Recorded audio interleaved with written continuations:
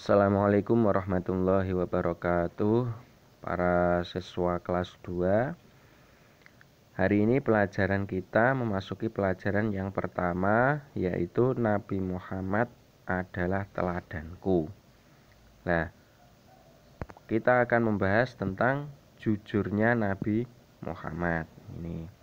Jadi Nabi Muhammad itu adalah orang yang sangat jujur. Kemudian kita lanjutkan, kita mulai dengan kelahiran Nabi Muhammad. Jadi Nabi Muhammad itu adalah Nabi atau Rasul utusan Allah, dan ini merupakan Nabi yang terakhir.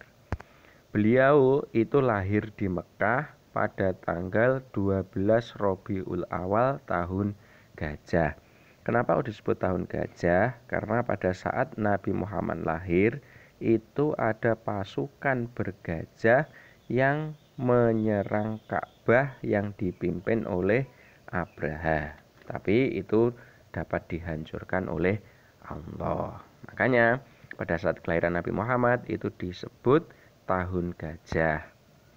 Kemudian untuk ayah Nabi Muhammad itu bernama Abdullah, sedangkan ibunya itu bernama Siti Aminah. Untuk Nabi Muhammad itu ditinggal wafat oleh ayahnya, itu Nabi Muhammad masih berada dalam kandungan.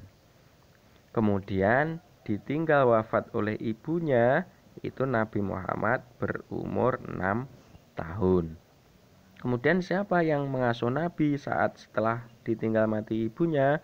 Maka yang mengasuh adalah kakeknya yang bernama Abdul Muthalib.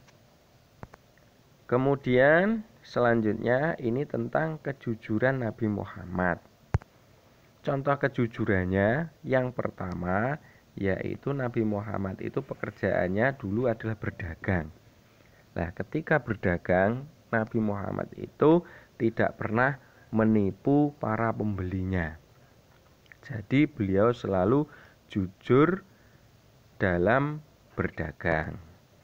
Kemudian yang kedua, dalam berdagang Nabi Muhammad tidak mengurangi timbangan. Jadi ketika menimbang 1 kilo itu juga tetap 1 kilo, tidak dikurangi kurang dari 1 kilo, itu tidak. Tapi tetap dia atau beliau Nabi Muhammad itu tidak mengurangi timbangan. Kemudian yang ketiga yaitu tidak melakukan sumpah palsu. Ini sumpah palsu ya. Jadi Nabi Muhammad dalam berdagang itu tidak pernah bersumpah palsu. Sumpah palsu itu bagaimana? Ya bersumpah tapi berbohong. Contohnya ketika ada penjual padahal belum pernah ditawar oleh orang lain, maka Nabi Muhammad juga mengatakan ini belum ditawar. Tidak seperti kebiasaan orang-orang pada zaman dulu, zaman Nabi Muhammad dulu. Orang-orang penjual yang lain itu meskipun belum ditawar oleh penjual, maka orang yang berjual di zamannya Nabi Muhammad itu mengaku kalau sudah ditawar oleh orang lain. Itu namanya sumpah palsu. Jadi mengatakan sesuatu itu atau bersumpah itu tidak yang sebenarnya. Kemudian kita lanjutkan tentang sifat-sifat Nabi Muhammad.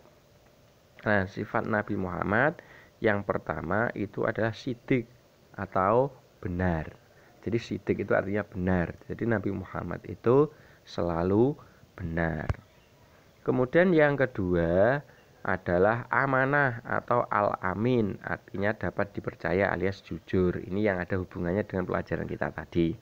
Jadi Nabi Muhammad itu mendapatkan gelar al-amin yang artinya adalah dapat dipercaya. Kenapa kok seperti itu? Karena yaitu tadi Nabi Muhammad selalu jujur, dalam perkataan jujur, perbuatannya juga jujur. Dalam berdagang pun Nabi Muhammad seperti yang saya jelaskan tadi juga jujur. Kemudian sifat yang ketiga adalah tabligh atau menyampaikan. Jadi Nabi Muhammad itu selalu menyampaikan apa-apa yang dia peroleh dari Allah. Jadi selalu disampaikan. Misalnya mendapatkan perintah sholat, ya menyampaikan sholat dan seterusnya. Kemudian yang keempat, sifat Nabi Muhammad adalah fatonah. Fatonah ini artinya adalah cerdas. Jadi Nabi Muhammad itu adalah seorang yang cerdas. Itu. Kemudian untuk kesimpulan pembelajaran pada kali ini, yang pertama, kita harus meneladani sikap jujur Nabi Muhammad. Ini yang pertama.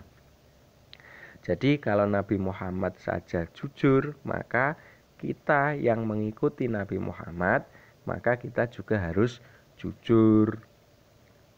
Yang kedua, yaitu jujur itu adalah bertindak atau mengatakan sesuatu apa adanya.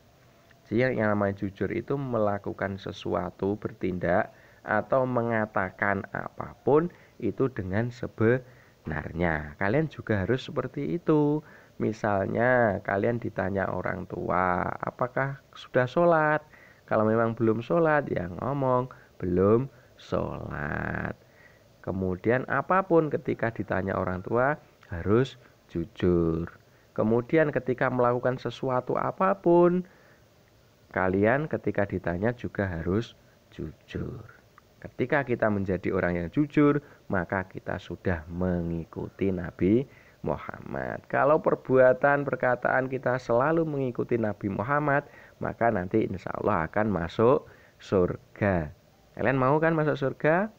Pasti mau. Oke ya. Oke, pelajaran kita cukup sekian untuk kali ini. Insya Allah nanti di lain waktu kita sambung dengan kejujuran Nabi Muhammad bagian yang kedua. Sekian saya akhiri.